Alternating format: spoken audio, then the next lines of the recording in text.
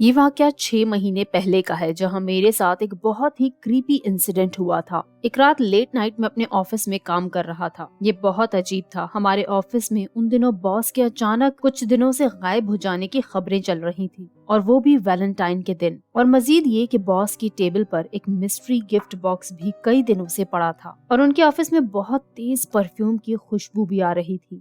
میری کولیگز جب آفس سے نکل رہے تھے تو ایک نے نوٹس کیا کہ باہر کار میں کوئی بیٹھا ہے، اور مجھے احتیاط کرنے کا کہہ کر گئے کہ میں ہوشیار رہوں، کیونکہ میں اس اجنبی کو نہیں جانتا تھا کہ آفس کے باہر پارکنگ میں وہ کس کی گاڑی ہے۔ میں نے سب کے آفس سے نکل جانے کے بعد تھوڑی دیر میں باس کی کھڑکی سے جا کے دیکھا تو میری کار کے ساتھ کسی کی کار لگی کھڑی تھی، اور اس میں کوئی اندر سگریٹ پی رہا تھا۔ میں نے جلدی سے فوٹو لی اور اپنے اس کو ورکر کو بھیجی جس نے مجھے ہوشیار رہنے کا کہا تھا۔ جب اس کا میسج آیا تو میں دیکھ کر حیران ہو گیا، کیونکہ اس نے کہا تھا کہ کار میں کوئی ہے، اور جو فوٹو میں نے بھیجی تھی اس میں کوئی تھا ہی نہیں۔ میں نے جلدی میں فوٹو دیکھی ہی نہیں، اور اس کے ایسا کہنے پر میں نے دوبارہ فوٹو دیکھی تو اس میں سچ مچ کوئی بھی نہیں تھا، صرف پارکنگ میں کار کھڑی تھی۔ میں خود بھی حیران ہوا، کیونکہ ابھی جب میں نے اپنی آنکھوں سے دیکھا تھا تو کار میں کوئی تھا اور سگریٹ پی رہا تھا۔ اتنی ہی دیر میں جب میں نے فوٹو لی تو کوئی غائب ہو گیا وہاں سے۔ خیر، مجھے اب اکیلے بڑا عجیب لگ رہا تھا، اور کام بھی جلدی جلدی میں ختم کر چکا تھا، تو بس آفس سے نکلنے ہی لگا تھا۔ پھر سوچا کہ باس کا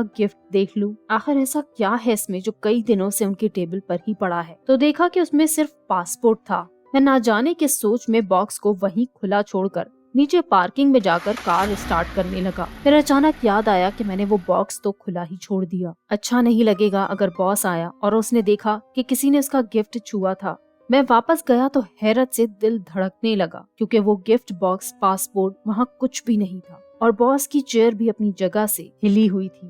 میں ابھی گمسم یہی سوچ رہا تھا، اتنے میں مجھے سپلائی روم سے دھم دھم کی آواز آئی۔ میں نے ڈرتے ڈرتے جا کے دیکھا تو میرا دل زور زور سے دھڑکنے لگا، اور خوف سے بھاگتا ہوا میں اپنی گاڑی میں جا کر بیٹھا، اور گاڑی سٹارٹ کر کے بس نکلنے ہی والا تھا کہ میرے باس کی ونڈو پر میری نظر پڑی۔ وہاں ایک کالا انسانی سایہ نظر آیا جو وہاں سے مجھے ہی دیکھ رہا تھا۔ مجھے اس کی شکل تو واضح نہیں ہوئی، لیکن میں خوف سے بس یہ دیکھتے ہی وہاں سے بھاگ نکلا اور جا کر سیدھا پولیس اسٹیشن پہنچا۔ میں نے سپلائی روم میں باس کی گرل فرینڈ کی لاش دیکھی۔ وہاں آفس میں میرے ساتھ ایک کلر موجود تھا جس نے سپلائی روم میں باس کی اس گرل فرینڈ کا قتل کر دیا تھا، جسے باس سرپرائز دینے والا تھا برازیل ٹرپ کا۔